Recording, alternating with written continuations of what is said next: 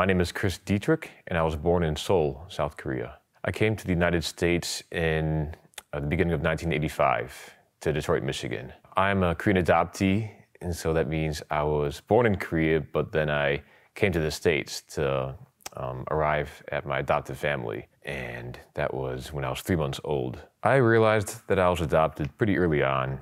I mean, it's hard to hide that when you live in the Midwest, a predominantly white area. Even the more diverse parts of the Midwest are still pretty white, I found.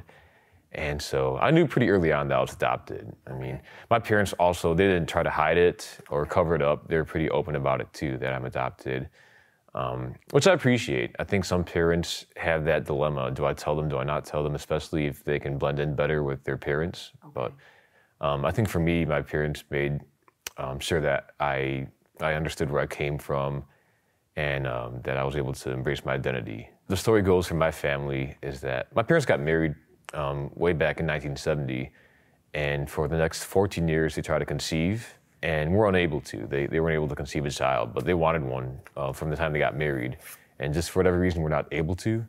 And so fast forward to the early 80s, they started to notice the neighborhood had other families with adoptees living there. And so I think that gave them the idea that maybe we can adopt too.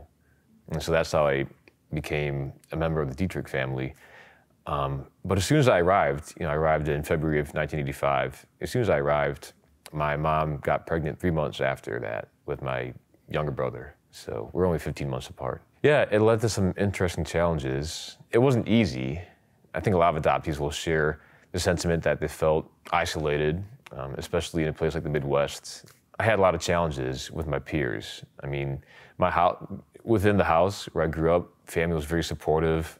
I never felt like I got the short end of the stick compared to my brother. We were treated very equally. And my parents also emphasized education above all else. In many ways, they seemed kind of Korean to me. My parents did, even though they were white, just because they emphasized education. We even had to take our shoes off in the house, which is kind of funny too. I'm not sure if that's a coincidence or if it had anything to do with that.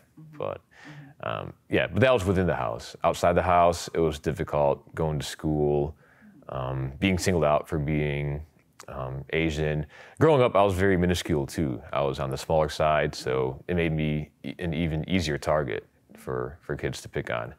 I think particularly for boys, there's this culture of, it's like dog eat dog. It's like kill or be killed might be too extreme a way to put it, but basically if you're not bullying someone, you're gonna get bullied, was the culture that I grew up in. People not even knowing what Korean is. Like, they see you on the playground and they slant their eyes at you and they say Chinese, Japanese, dirty knees, and I'm none of that, right? I'm Korean, and it was hard for me to express that to people. I was actually pretty ashamed to acknowledge that I was Korean. I very much denied that part of my identity for a long time, even well into my adult years. But as a child, despite my parents exposing me and supporting my Korean identity, I very much rejected it. Even something as simple as looking in the mirror, it felt very uncomfortable for me.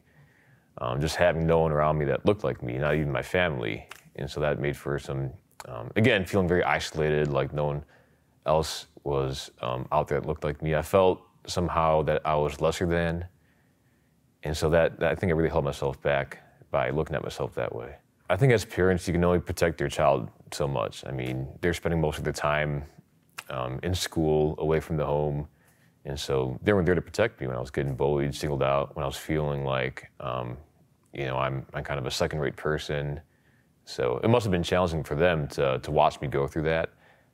I mentor right now in Chicago with young adoptees, and they're Asian. And so I can only imagine if they experience even a fraction of what I experienced, that's got to be difficult for them. I decided to become a mentor because I knew as a child that would have greatly benefited me. It would have helped me establish a very healthy relationship with myself had I had a more positive figure in my life. Someone who looked like me. Like, I'd been asked the question in recent times, they said, well, when you were younger, who did you look up to? Who were your role models? And I really wanted to answer the question. So I paused for a minute and I was trying to go through my head, who did I look up to?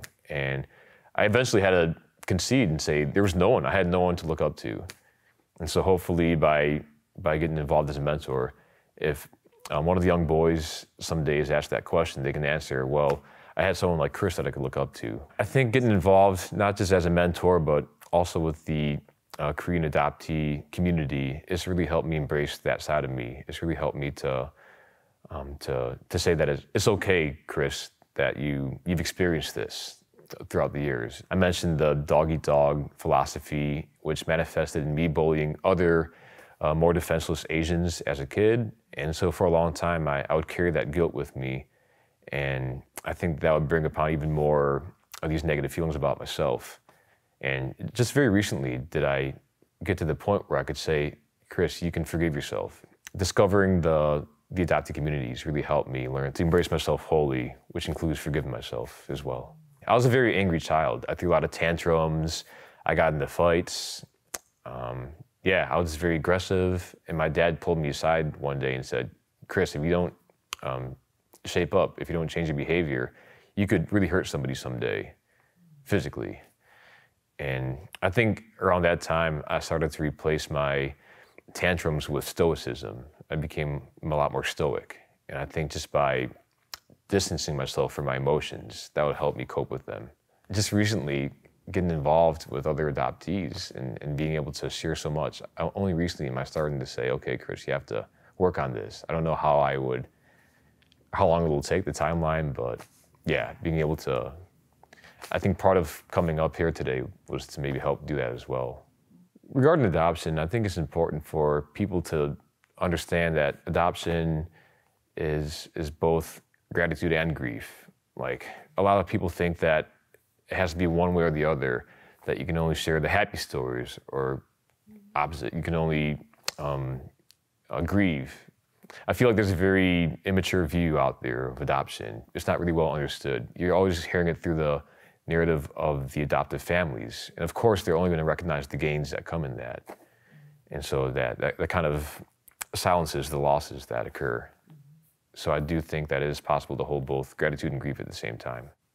My name is Chris Detrych, and this is my Korean American story.